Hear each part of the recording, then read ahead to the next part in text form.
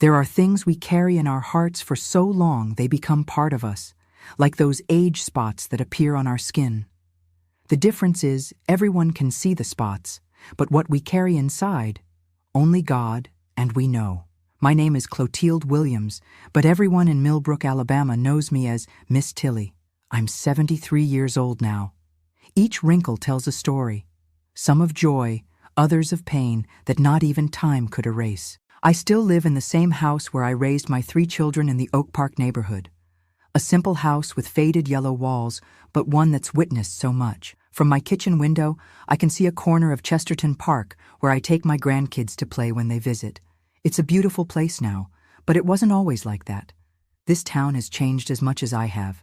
Before I continue this story that's been locked in my heart for over 60 years, I'd like to know where you're listening from. Which corner of America are you in right now? Let me know in the comments. This old grandma is curious to know how far my voice is reaching. And if you could leave a like and subscribe to the channel, this old heart would feel warm with happiness. Now, let's get back to the story. It begins way back when I was only 12 years old in the 1960s. Atlanta was already that busy city, but we lived in an area where there were still plenty of vacant lots and countryside. It was in Millbrook, near what's now the Civil War Museum, but back then it wasn't famous at all. It was a simple place where everybody knew everybody. We lived in a 2-room house, a living room that became a bedroom at night, and a small kitchen. The bathroom was outside in the yard, like many houses back then.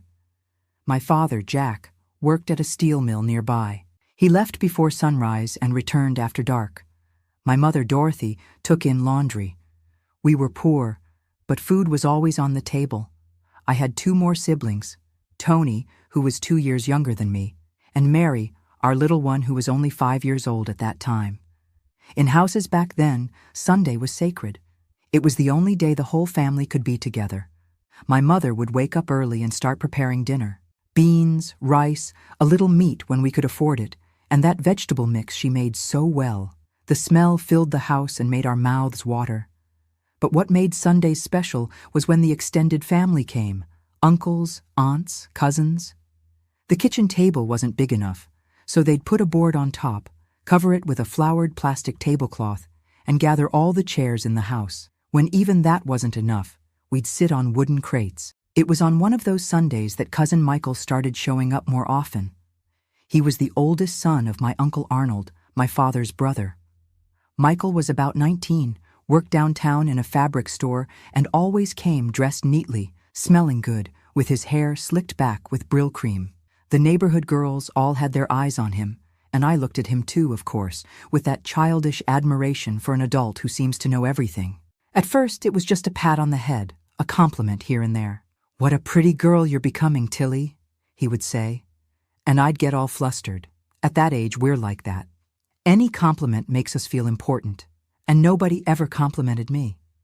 In a poor home, there's not much time for such things. I remember like it was yesterday that Sunday in March. It was terribly hot. The table was full. Even people I didn't know well came, friends of my uncle's. My father had bought some beers. Uncle Arnold brought a bottle of whiskey. Soon after dinner, the men were all cheerful, talking loudly, laughing in that way. The women chatted in the kitchen while washing dishes, and the younger children played in the vacant lot next to the house. I had helped serve the table as I always did, and was tired. I went to the only bedroom in the house to rest a bit, away from all that noise. It was a tight space with 2 beds, one where my parents slept, and another I shared with my siblings. The thin walls let all the noise through, but at least I had a moment of peace. It wasn't even 5 minutes. The door opened. It was Michael. "Been looking for you, little cousin," he said, closing the door behind him. I thought it was strange, but he was family. What harm could there be? "They're all out there drinking, talking. Nobody's gonna miss us," he said, sitting on the edge of the bed. That's when it started. First, he asked for a hug, said I was his favorite cousin. Then, his hands began to wander places that made me uncomfortable. When I tried to get up, he grabbed my arm firmly. "Be quiet," he said. But it wasn't with that gentle voice anymore. It was a different voice that frightened me. "If you tell anyone, they'll say you asked for it, that you wanted it," he whispered in my ear. Who's going to believe a girl like you against me? Everyone likes me. Your father admires me. Your mother's always saying she wished she had a son like me. I was shaking like a leaf. I didn't really understand what was happening. I just knew it was wrong, that it hurt, and that I wanted it to be over soon. Outside, the sound of music on the radio, the laughter and loud conversations covered any other noise. Nobody would come. Nobody would hear me. When it finally ended, he adjusted his clothes as if nothing had happened. This is our secret, little cousin. If you tell anyone, I'll say you're lying, and nobody will want to look at you again. Your mother will think you're a disgrace. Then he left the room, leaving me huddled in a corner of the bed, not really understanding what had happened to me. I went back to the living room after a while, my eyes swollen from crying so much. My mother didn't notice. Everyone was too drunk to notice anything. Michael was there, laughing with my father, drinking beer as if nothing had happened. And that's how my torment began. From that Sunday on, every other one became a nightmare for me. As the week would end, my stomach would start to churn, my hands would sweat cold. When I heard there would be a family dinner, I would invent stomach aches, headaches, anything to avoid being there. But my mother wouldn't let me. Stop being dramatic, girl. Go help set the table. Michael always found a way to catch me alone. In the bedroom, in the bathroom, outside, even by the wash tub where my mother did laundry. Just a few minutes when the adults were distracted.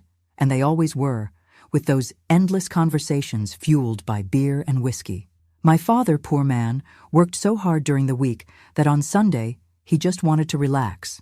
After his second beer, he wouldn't pay attention to anything around him. If you tell, I'll do the same thing to Mary, he threatened one day when I gathered the courage to say I would tell my mother, my little 5-year-old sister. Just thinking about it made my blood freeze. Your mother will blame you, will say you didn't take care of your sister, and your father, he'll beat you until there's nothing left. Those words hammered into my head. The worst part is that I believed them. I saw how my father got after drinking, how he sometimes hit Tony for any little thing. What wouldn't he do to me? In my child's mind, I could only think that it was my fault, that I had done something wrong, that maybe I even deserved it. The months went by, and I withered like a flower without water. I lost weight. I stopped talking. At school, my grades fell. The teacher even called my mother once, asked if something was happening at home. My mother said no, that I was always quiet anyway. Even she didn't notice how much I had changed. The worst part was that Michael started appearing more often, not just on Sundays. Came to visit Uncle Jack, he would say with that fake smile. And my father, all flattered. Good to see you, nephew. Look, Dorothy. What a family-respecting young man, coming to visit his aunt and uncle. I tried to stay close to my mother, stick to her like a shadow. But there was always a time when she'd send me to fetch something or help with some task. And Michael was always watching, waiting for an opening. Back then, we didn't talk about these things. Abuse was a word that didn't exist in our vocabulary. A girl who went through this was flirty, had provoked it. If she told, the blame fell on her, especially in a family like mine. Traditional, where a man's word was worth more than anything else. I grew up with that secret eating away at me from the inside. At school, I saw other girls laughing, playing, dreaming about their first boyfriend. I could only feel disgust, fear. I didn't want boys to get near me. The other girls thought I was weird, stuck up. Tilly thinks she's better than everyone, they said. Little did they know I just wanted to be invisible. At 13, my body started to change. I wasn't that skinny girl anymore, and that only made things worse. Michael said even more disgusting things. He talked about my body in a way that made me want to tear off my own skin. At night, I would lie in bed that I shared with my siblings and cry quietly, my face turned to the wall so no one would see. I prayed, asked the Virgin Mary to protect me, to take me away from there. But Sundays always came, and with them, Michael. Time passed, and I thought that would be my life forever, that it would never end, that nobody would ever listen to me, that I would have to endure that until I didn't even know when. I just knew that every day it became harder to get out of bed, to look in the mirror, to keep living. It was almost a year and a half of this hell. A year and a half of Sunday dinners, of unexpected visits, of hands that hurt me, of words that diminished me, of threats that silenced me. A year and a half feeling that I was nothing, that I was worth nothing. A year and a half until everything changed in a way I never expected. And this change began on a hot summer day when my mother walked into the room without knocking and saw something she shouldn't have seen. Something that made that whole castle of lies and threats crumble like a house of cards. That summer of 1964 was one of the hottest Alabama had ever seen. Even in the small houses of Millbrook, where the breeze used to be cooler because of the hills, the heat was unbearable. We slept with the windows open, afraid of suffocating during the night. Because of all this heat, I slept only in a slip, a kind of thin underdress that girls wore under their clothes back then. It was on a January morning that my mother came into the room to wake me up. It was past 7, and I had to help hang the clothes she was going to wash that day. Normally I would wake up before she called me, but that night I had barely managed to sleep. Michael had shown up at our house the night before, saying he was going to watch the TV show with us. And again, when my parents were distracted, he followed me to the yard when I went to get water. When it was time to get up, I felt pain in my back, legs, arms. Michael had become more violent in recent weeks. Any resistance from me, he would squeeze harder, hurt more. I didn't want to get up, didn't want my mother to see the marks, but she pulled the sheet forcefully. "Get up, lazy girl. The sun's already high, and you're lying there like you're sick." But when the sheet came off, my mother stood frozen, looking at my arm. There were purple marks the size of fingers imprinted on my pale skin. I tried to cover quickly, pulling the sheet back, but it was too late. "What are those marks, Tilly?" I felt my heart racing in my chest, my hands starting to sweat. His voice came to my head. "If you tell anyone, they'll say you asked for it." I lowered my eyes. I stayed quiet, hoping she would give up asking, but my mother wasn't one to let go. "I'm waiting, girl. Who did this to you? Was it a fight at school?" "No, I fell, Mama. Fell there by the wash tub when I went to get water." I lied because the fear was greater than anything else. But my mother wasn't born yesterday. She examined my arm with those lynx eyes that mothers have. She pulled my slip and saw there were marks on my back too. "Fell how, Tilly? On your back, front, and still hit your arm? Do you think I'm a fool?" She had never spoken to me in that tone. Sweet and firm at the same time, as if she was determined to extract the truth at any cost, but also ready to hug me. Still, I couldn't speak. The words were stuck in my throat. Fear was an invisible hand that suffocated me. "Nobody falling leaves finger marks like this, daughter. Someone hurt you." "Who was it?" I shook my head, eyes already full of water. My mother sat on the edge of the bed, lowered her voice. "Was it your father? Did he hit you when he came home late yesterday?" "No, Mama, never." "Was it some boy at school?" "No." She was silent, thinking. Then a shadow passed over her face. A shadow I'll never forget, because it was the moment I realized she was beginning to understand. "Was it someone here at home? Someone who comes here?" I didn't answer, but my eyes must have spoken for me. My mother held my chin, raised my face. "It was Michael, wasn't it?" Just hearing his name made me start to shake. The tears I had held back for so long began to fall without stopping. It was as if a dam had burst after years of holding back water. I wanted to deny, wanted to lie, but my entire body was telling the truth. "What did he do to you, my daughter? Tell me." And there, on that hot January morning, the silence that had suffocated me for almost 2 years began to break. Between sobs, I told my mother, not everything, because some things I couldn't put into words, and others I didn't even know the name to say what they were. But I told about the Sundays, about how he sought me out when no one was looking, about the threats. He said he would do the same thing to Mary, Mama.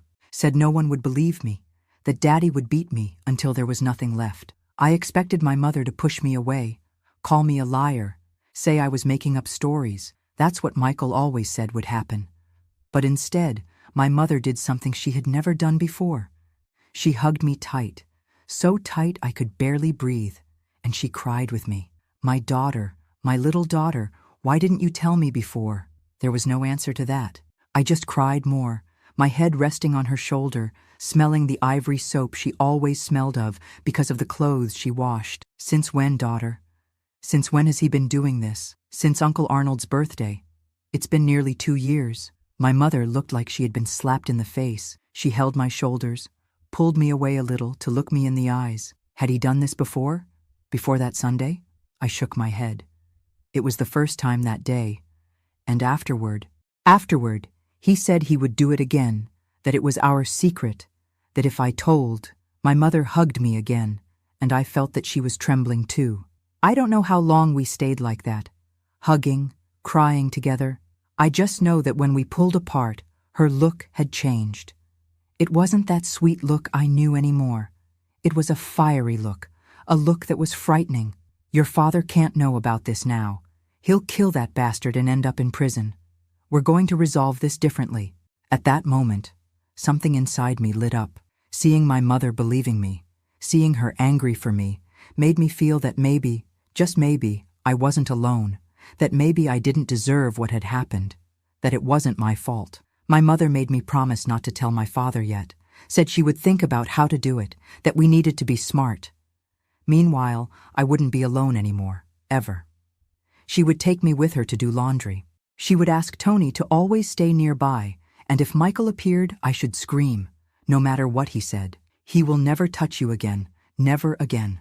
I promise." For the first time in almost 2 years, I slept without nightmares that night.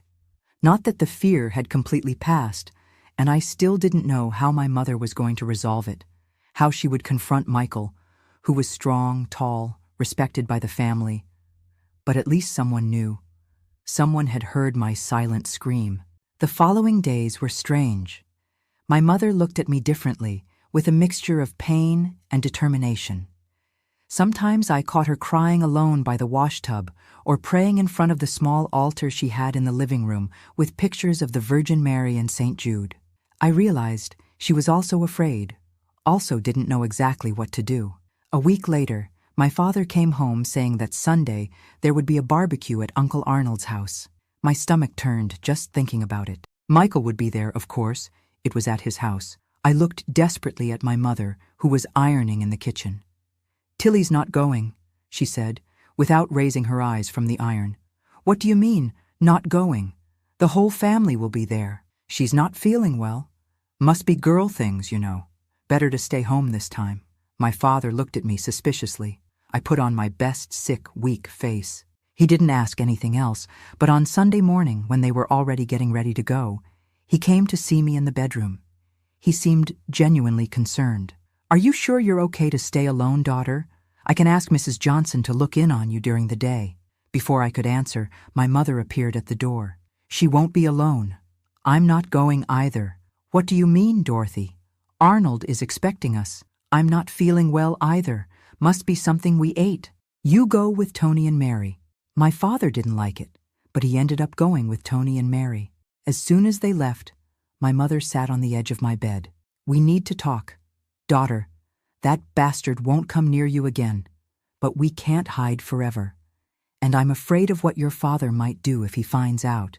He could end up in prison. And then what happens to us? And what are we going to do, Mama?" She took a deep breath, rubbed her hands on her apron. It was a gesture she made when she was nervous. "Tomorrow I'm going to talk to Pastor Anderson. He's a good man. He'll help us." I felt a chill. The pastor was so serious. Of course, he was serious. But I had never thought it was something to involve the church. Would everyone know? What would they say about me? Would they call me? "Don't worry," my mother said, as if reading my thoughts. "I won't tell anyone except the pastor.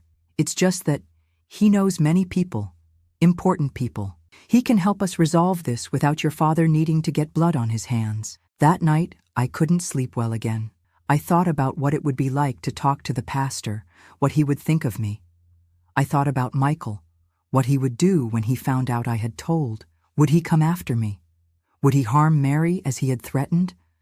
But what I didn't know was that my mother was already 2 steps ahead. When the sun rose on Monday, she already had a plan that would change everything, that would finally bring justice, and more importantly, a plan that would free me from that nightmare my life had become. The next morning, my mother wore her best outfit, a dark blue skirt and a high-collar white blouse that she only wore on very special occasions. She combed her hair carefully, pinning it in a low bun. She looked like a different person, taller, stronger. "I'm going to talk to the pastor now. You stay home, don't open the door for anyone. If anyone asks, say I'm at Mrs. Amelia's house, the one who lost her husband last month. Understood?" I nodded, but my heart was beating so hard I thought it would come out through my mouth. What would happen now? Would things get worse or better? The uncertainty was almost as bad as the fear I had felt for so long. What I didn't know that Monday morning was that my mother wasn't just going to talk to the pastor. She had much more in mind, and her plan was already being set in motion. A plan that would bring justice in a way I could never have imagined. My mother left home before 8 and only returned when the sun was already setting.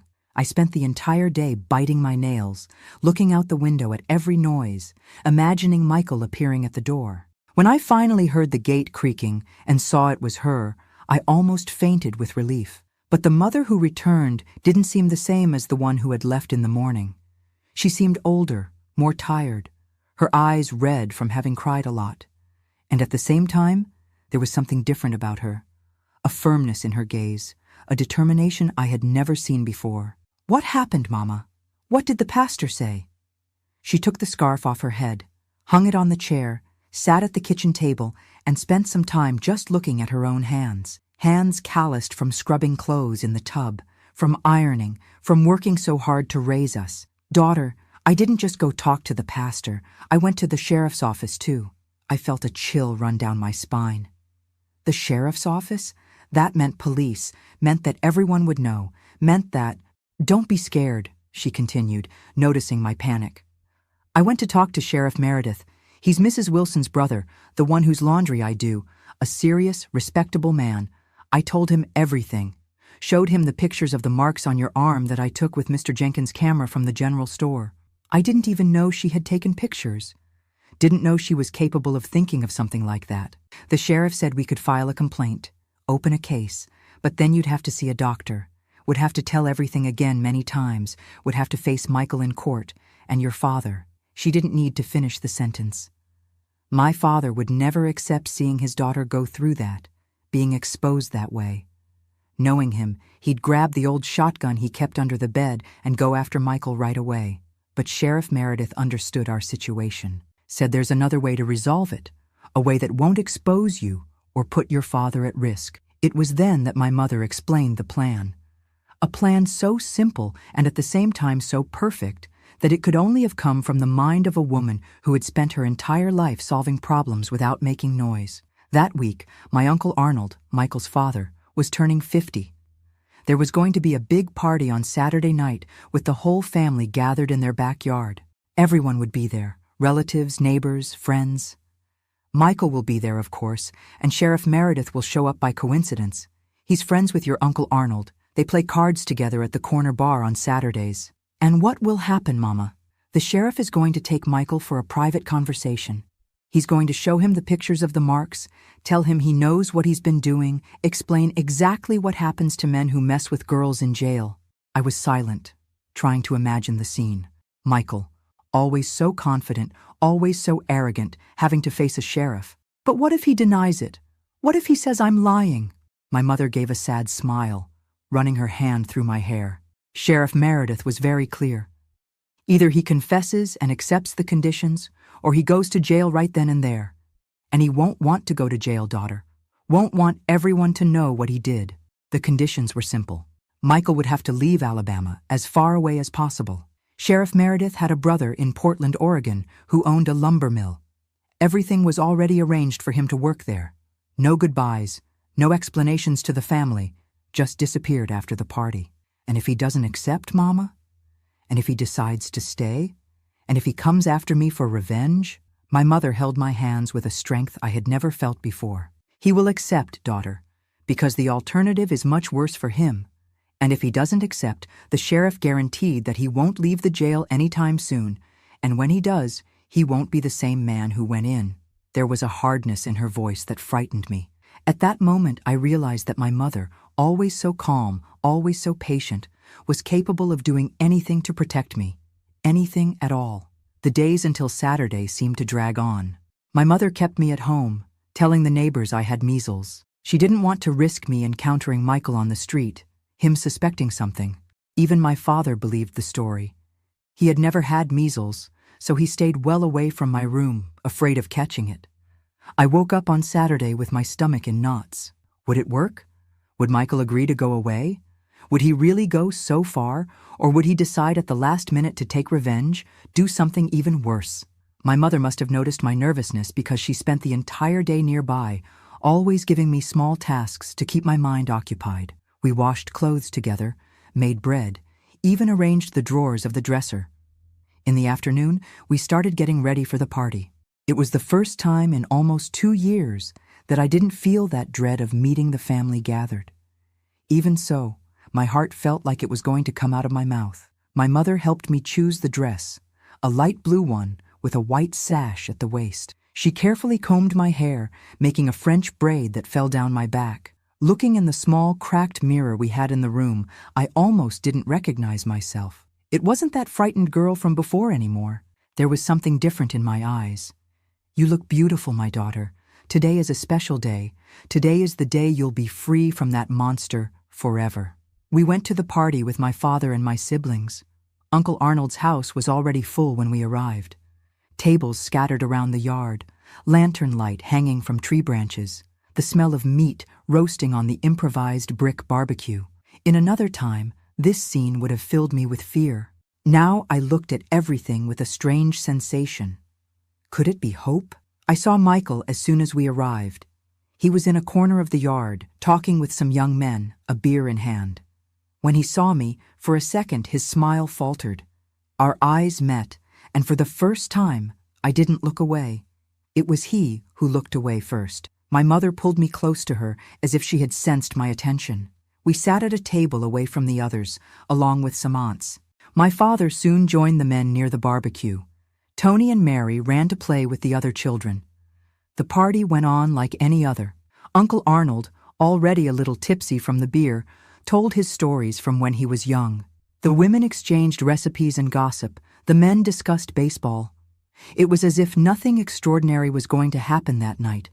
That's when I saw him arriving, Sheriff Meredith, tall with his graying mustache, wearing a dress shirt even in the heat. He greeted my Uncle Arnold with a strong hug, gave pats on his back, handed him a gift package. "Look who's here," my uncle shouted, raising his glass. "My friend Meredith, grab a beer, man." The sheriff smiled, took a bottle someone offered him, and stood chatting for a while with the men, laughing at jokes. He seemed completely at ease, as if he had really just come to celebrate a friend's birthday. And then, as if by chance, he approached Michael. I couldn't hear what they were saying, but I saw my cousin's smile slowly disappear. I saw the sheriff put his hand on his shoulder, squeezing in a way that seemed friendly to anyone watching from the outside, but that made Michael turn pale. The two walked away from the party, heading to the side of the house where the garage was. They disappeared for almost half an hour. My mother, sitting next to me, held my hand under the table. She was as nervous as I was, her palms sweating cold. When Sheriff Meredith returned to the party alone, he had a serious expression. He walked to where my Uncle Arnold was, said something in his ear. I saw my uncle make a face of surprise, then concern. The two also walked away for a few minutes. Michael didn't return to the party. No one seemed to have noticed his absence yet, except us. The party continued with lots of food, lots of drink, lots of laughter, but for me, it was as if time had stopped. Later, much later, when we were already leaving, Sheriff Meredith approached us at the gate. He greeted my father with a strong handshake, said he knew my mother by sight from Mrs. Wilson's house, and then, when no one was looking, he gave a small nod to my mother. A barely perceptible nod, but one that said everything. It was done. I slept that night like I hadn't in years. A deep sleep without nightmares, without waking up startled in the middle of the night. When the sun came through the crack in the window on Sunday morning, for a moment I thought I had dreamed it all, that none of it had really happened. But then the bedroom door opened, and my mother came in holding the newspaper. She sat on the edge of the bed and showed me a small note in the corner of the page. "Young man, 21, leaves to work at lumber mill in the Northwest. Michael Olson, nephew of local merchant Arnold Olson, accepted a job offer in Portland, Oregon, and left in the early hours of yesterday. He had really gone away so far that it would be as if he had vanished from the map. I took the newspaper with trembling hands, read and reread that small note until I memorized every word. "It's over, daughter," my mother said, holding my hands. "He will never lay a finger on you again, will never hurt any other girl again. And Daddy? Does he know?" My mother shook her head. "Your father thinks Michael received a very good job offer. Sheriff Meredith convinced your Uncle Arnold to tell this story to everyone. No one besides us three knows the truth." I felt a wave of relief so great that I began to cry. They weren't tears of fear or sadness, like so many I had shed in recent years. They were tears of liberation. "But what if one day he comes back, Mama? What if he decides to take revenge?" My mother smiled that determined smile that I had begun to know in recent days. "He won't come back, daughter. Sheriff Meredith made it very clear what would happen if he ever set foot in Alabama again. And there will be people watching him in Portland, too, to make sure he behaves." That Sunday, we did something we hadn't done in a long time. We went to church together, the whole family. Sitting on the wooden bench of the church, looking at the altar while the pastor talked about forgiveness and redemption, I felt a weight leaving my shoulders. I knew it wouldn't be easy, that the memories wouldn't disappear overnight. I knew I would still have nightmares for a long time, but I also knew that the worst was over. In the weeks that followed, I gradually began to return to who I was before, or perhaps not exactly who I was. That innocent girl no longer existed, but a new Tilly was being born, one who had survived the worst and still found strength to move forward. My mother was always nearby, always attentive, always ready to support me when the memories returned like waves and made me tremble. She never spoke openly again about what had happened, but from time to time, she would take my hands and say, "You are stronger than you think, my daughter, much stronger." And so time passed.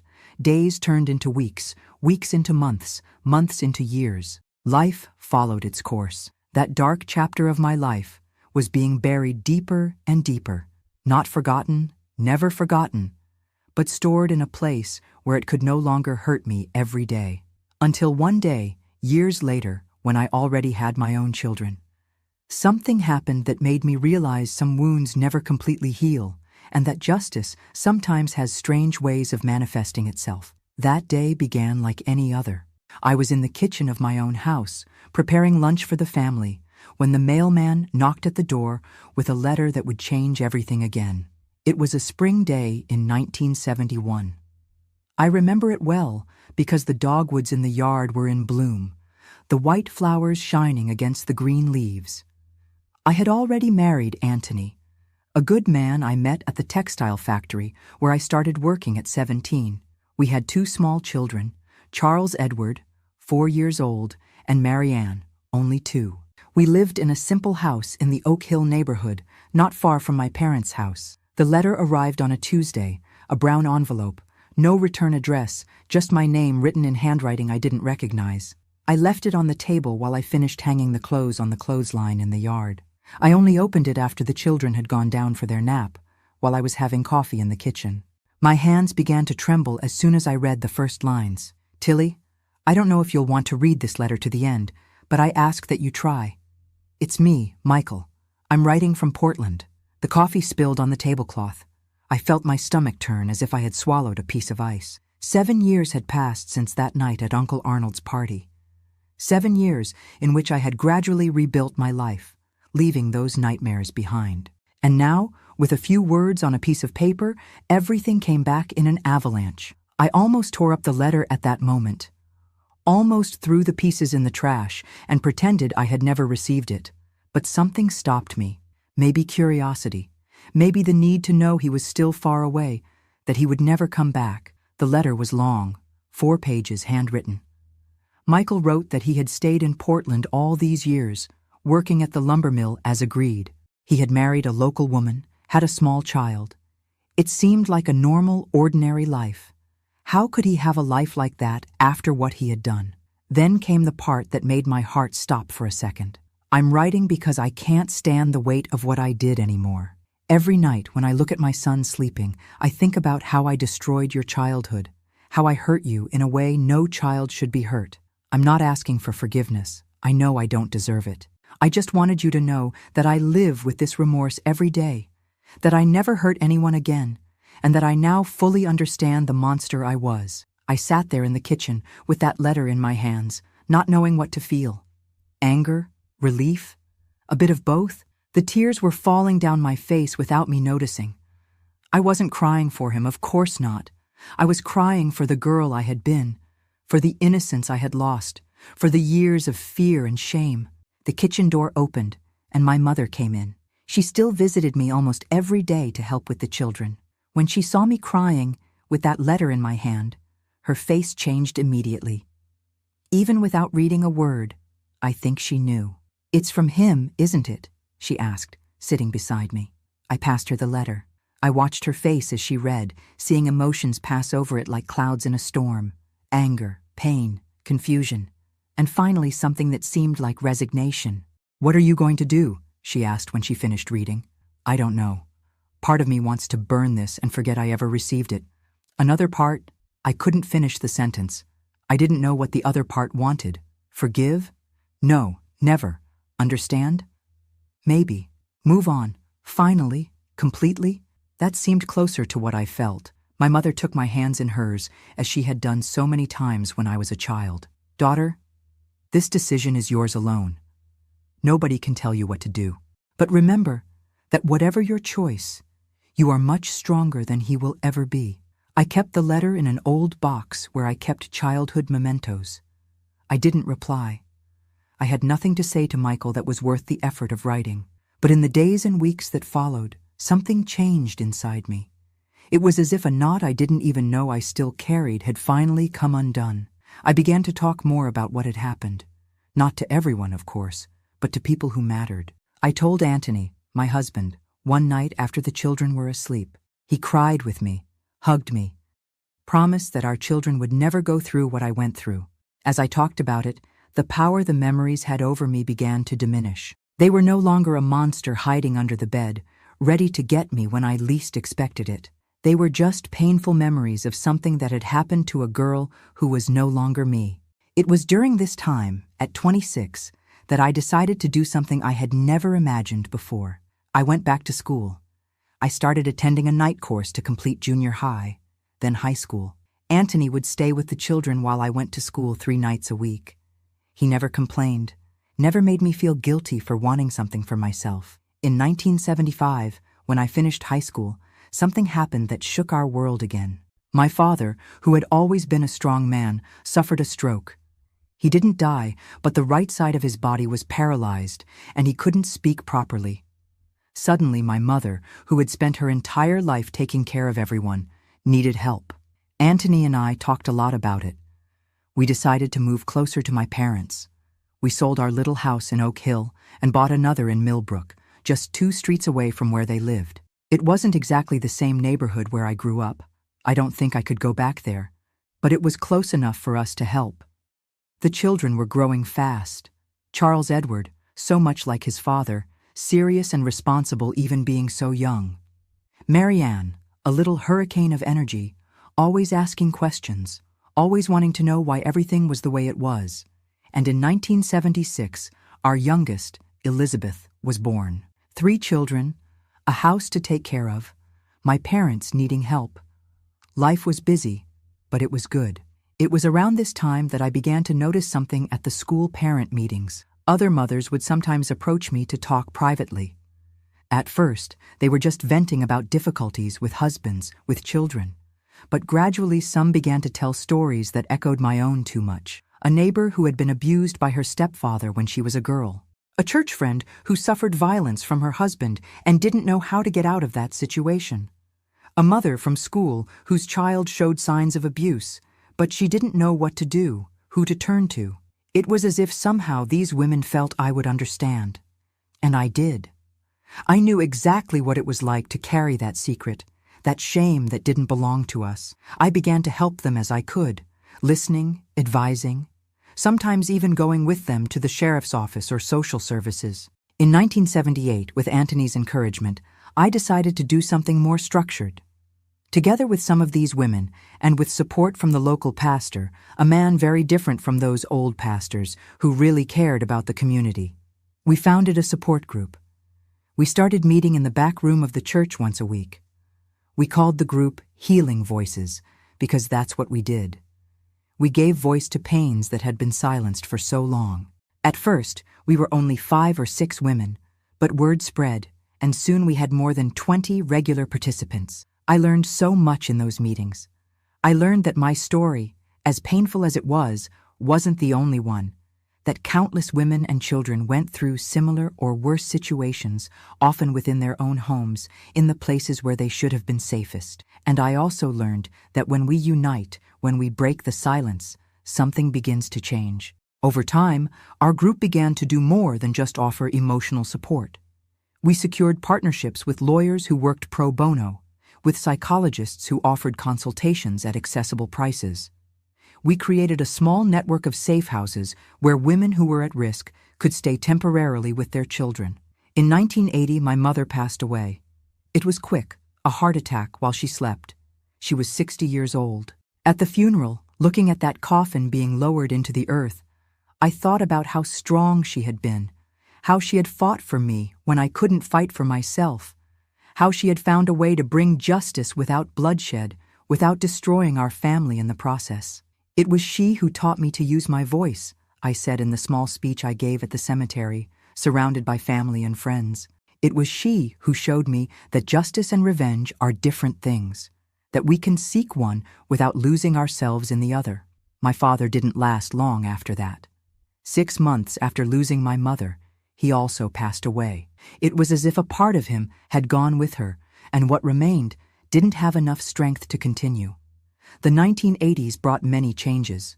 The country was different, coming out of a tumultuous time, breathing new airs, and I too was different. The pain hadn't completely disappeared. I don't think it ever does. But it no longer defined who I was. On the contrary, it had transformed into something that drove me to help others. Our Healing Voices group grew, formalized, became a small nonprofit. We got our own headquarters, an old 2-story house in Millbrook that we renovated with a lot of work and little money. Anthony, always my biggest supporter, used his weekends to fix plumbing, paint walls, repair whatever was needed. It was there, in that small nonprofit, that I received another letter from Michael in 1985. 14 years had passed since the first one. This time, the envelope had a return address: St. Francis Hospital, Portland, Oregon. The content was brief. Michael was sick with terminal cancer. The doctors had given him a few months to live. He asked for forgiveness again, said he had lived a decent life, that he had raised his son to be a man of respect. At the end of the letter, there was a request: if you can find in your heart the strength to respond, just so I know that you are well, that you managed to move forward despite what I did, I would die more at peace. I spent days thinking about whether I should respond. I talked with Anthony, with some close friends from the group. They all said the same thing. The decision was mine, only mine. On a quiet afternoon, while the children were at school and Anthony at work, I sat at the kitchen table with paper and pen. I wrote and rewrote several times. What to say to the man who had destroyed my childhood, but who was now dying? What kind of person did I want to be? The letter I finally sent had just one paragraph. Michael, I am alive. I am well. I have a husband who loves me, 3 wonderful children, and work that gives me purpose. What you did to me was terrible and unforgivable, but I didn't let it define or destroy me. I learned to use my voice to help other people who went through what I went through. I cannot forgive you, but I can tell you that I no longer carry the weight of your crime with me. That weight is yours to carry, not mine. Tilly. I never knew if he received my letter. I never heard from him again. But writing those words was liberating in a way I hadn't expected. It was like closing a chapter definitively, like saying out loud to myself and to the world, this happened to me, but it is not who I am. The years went by. The children grew up, studied, followed their own paths. Charles Edward became an engineer, married a lovely girl, gave me 2 beautiful grandchildren. Marianne, always the most restless, became a journalist, traveled the world before settling in Atlanta with a wonderful partner. And Elizabeth, our youngest, to my immense pride, graduated in psychology and now works with traumatized children. Anthony retired from the factory in 1995 after 35 years of work. I continued with the nonprofit until 2010, when I finally passed the coordination to younger hands, full of energy and new ideas. I still go there from time to time to talk with the women, share stories, offer a little of the wisdom that only years can bring. Today, looking back at 73, I see a path full of ups and downs, of pains and joys. I see a girl who was hurt, who was silenced, but who found her voice. I see a woman who transformed her pain into purpose, who learned that justice is more powerful than revenge, that healing is more important than punishment. And I see that the letter received on a spring afternoon so many years ago wasn't the end of my story. It was just the beginning of a new chapter, a chapter in which I was finally the author of my own life. It's funny how life comes full circle, isn't it? That frightened girl from Millbrook who once thought she would never be able to look anyone in the eye again ended up becoming a woman who helped hundreds of others find their own voice. I think my mother up there must be very proud of the seed she planted that day when she confronted a sheriff with the courage that only a mother has. Now in 2025, with my 73 years on my back, sitting here on the porch of my house in Millbrook where I've lived for almost 20 years, I can look back and see that justice came. Yes, not the way many people imagine, with blood and violence. It came in another way, slower perhaps, but more complete too. When our Healing Voices nonprofit completed 30 years in 2008, we had a big celebration. Women of all ages came, some who had participated in the group from the very beginning, others who had arrived more recently. Looking at all those faces, some marked by time like mine, others still young and full of hope, I realized something important. Each story shared, each secret revealed, each trauma faced was a small victory against people like Michael. I remember a young woman, must have been about 20, who stood up during the celebration and said something I'll never forget. Before I knew you all, I thought I was alone. I thought what happened to me was an isolated case, a private tragedy. Here I learned that I am not alone. And more importantly, I learned that I can speak, that my voice matters. And when we speak together, we become a choir that no one can ignore. That hit me like lightning. That was exactly what we had built over the years. A choir of voices that together were too strong to be silenced. In 2012, something happened that I never imagined I would see. The government finally approved tougher laws against child abuse and domestic violence, laws that my generation never dreamed would one day exist. I was invited to be present at the signing ceremony as a representative of our nonprofit. I took a small photo of my mother inside my purse. She needed to be there somehow. The politician who signed the law made a speech about how organizations like ours had been fundamental in bringing the issue to light, in showing the real dimension of the problem, in demanding changes. As I listened to those words, I thought of the 12-year-old girl trembling with fear in a small room in Millbrook. If someone had told me at that time that one day I would be there, witnessing that change, I would never have believed it. As I was leaving the ceremony, a young reporter approached me, wanting to do an interview. I talked about our history, about how it all began, about how many women and children we had helped over the years. She seemed impressed, but there was something more in her look, something I immediately recognized. "You went through this too, didn't you?" I asked softly when the other reporters had moved away. She just nodded, her eyes shining with contained tears. "And now you're using your voice to tell stories that need to be heard," I added. "That's justice too, you know." She smiled, a small but true smile. "I had never thought of it that way, but I think you're right."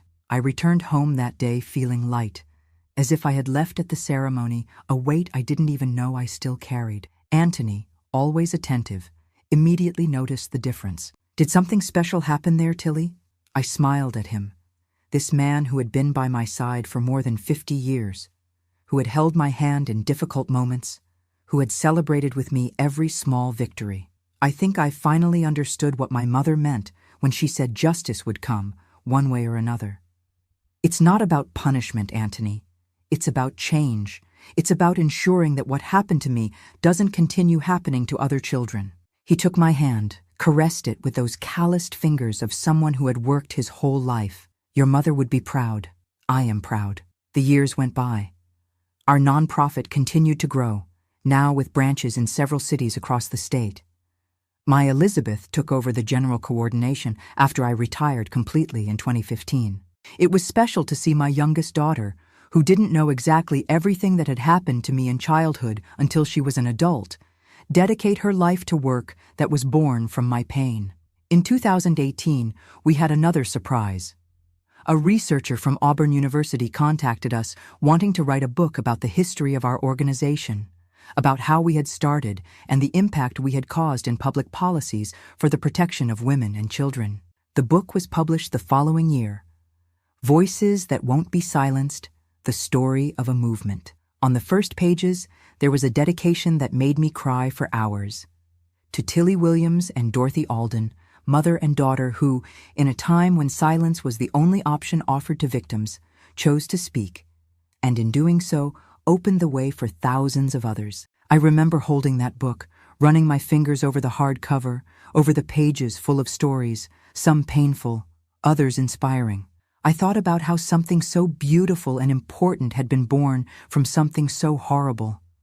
How suffering, when transformed with courage and determination, could become strength, could become change. In 2020, when the pandemic hit, we had to adapt our work. Face-to-face meetings became virtual encounters. At first, I was very estranged, a woman almost 70 years old, trying to understand how that Zoom thing worked. But gradually, I got the hang of it and realized that in a way, the virtual world allowed us to reach women we couldn't before.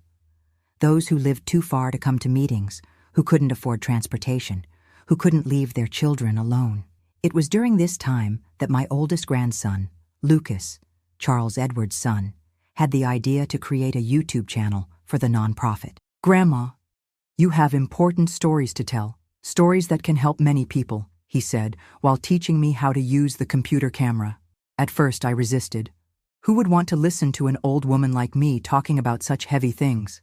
But Lucas insisted, and I eventually gave in. We recorded the first video in my living room with improvised lighting from his lamp. To my surprise, the video had thousands of views in just a few days. Messages began to arrive from all corners, women thanking us for making them feel less alone, men saying they had never realized the dimension of the problem, young people asking how they could help, how they could get involved. One message in particular marked me. It was from an 80-year-old woman from a small town in Mississippi. Mrs. Williams, I watched your video and cried all afternoon. What happened to you also happened to me more than 70 years ago. I never told anyone, not even my late husband. I carried this secret my whole life, thinking the fault was mine. Now, thanks to you, I know I wasn't alone. It's too late for me. I've already lived almost my entire life. But even so, I feel lighter knowing that other women managed to speak, managed to move forward. That message stayed with me for days. I thought a lot about that lady, about the weight she had carried in silence for a whole lifetime. How many would be like her? Thousands, perhaps millions, scattered across America and the world. Women who never had the chance to speak, to be heard, to know they weren't alone. That's when the Grandparents' Tales channel really gained strength. With the help of my grandchildren, I began recording videos regularly. I talked about my story, yes, but also about other stories I had known over the years at the nonprofit. Stories of pain, but also of overcoming, of strength, of new beginnings. And as for Michael, well, I never heard from him again after that last letter from the hospital.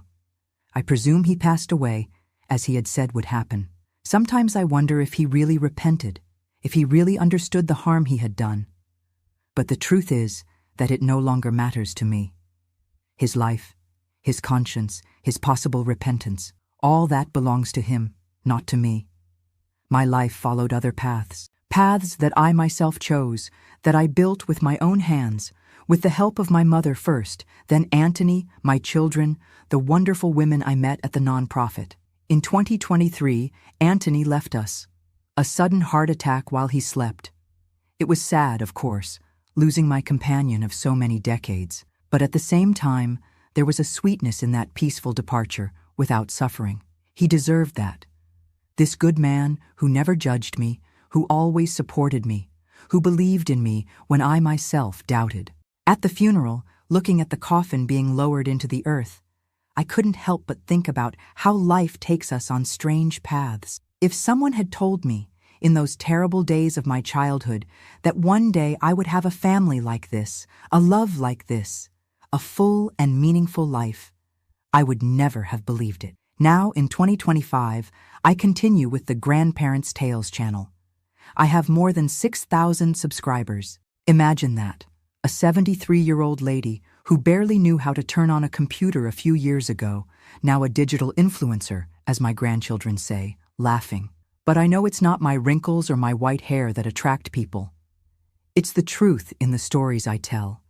It's the strength that comes from vulnerability. It's knowing that no matter how dark the night is, it always dawns. The justice I sought so much didn't come in the form of an exemplary punishment for Michael. It came in the form of the lives I managed to help transform, the laws I helped change, the voices I helped liberate.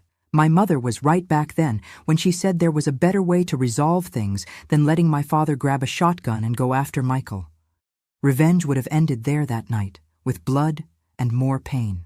The justice we built, on the contrary, continues to reverberate, continues to grow, continues to transform lives. If you followed me to the end of this difficult story, my sincere thanks. Your time, your attention, your empathy mean the world to this old lady who was once a frightened girl. If you identified with something I told, know that you are not alone, that your voice matters, that your story matters. And if you liked this story, even it being so painful, please leave your like on the video and subscribe to the Grandparents' Tales channel. Just click on that red button down there. And if you'd like to share where you're watching from, I'd love to know in the comments. This old grandma is curious about where my stories are reaching. After all, wisdom doesn't come from books. It comes from the scars that life leaves us. And we old folks, we have many scars and many stories to tell. Some sweet, some bitter, but all parts of this great journey we call life. Thank you for listening to me. Thank you for giving me your attention. Thank you for making my voice finally be heard.